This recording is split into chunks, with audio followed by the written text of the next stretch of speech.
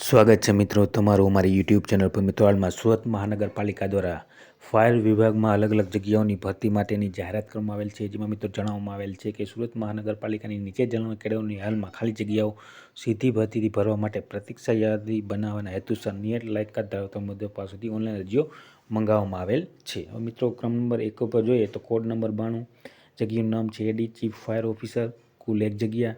ત્યારબાદ મિત્રો ક્રમ નંબર 2 ઉપર કોડ નંબર 179 મિત્રો ડેપ્યુટી ચીફ ફાયર ઓફિસર, કુલ 1 જગ્યા। ત્યારબાદ મિત્રો ક્રમ નંબર 3 ઉપર છે કોડ નંબર 461 જગ્યાનું નામ છે મિત્રો ફાયર ઓફિસર, કુલ 9 જગ્યા। ત્યારબાદ મિત્રો ક્રમ નંબર 4 ઉપર છે 586 કોડ નંબર 586 છે મિત્રો જગ્યાનું નામ છે સબ ઓફિસર ફાયર, કુલ 21 જગ્યા રહેશે।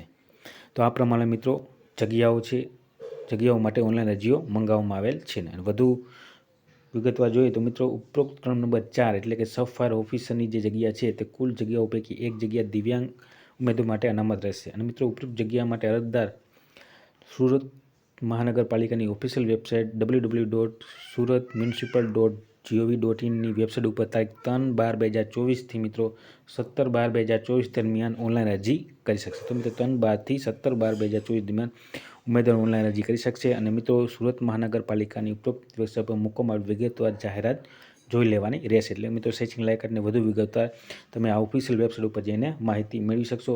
અહીંયા મિત્રો ફોન નંબર પણ આપેલા છે।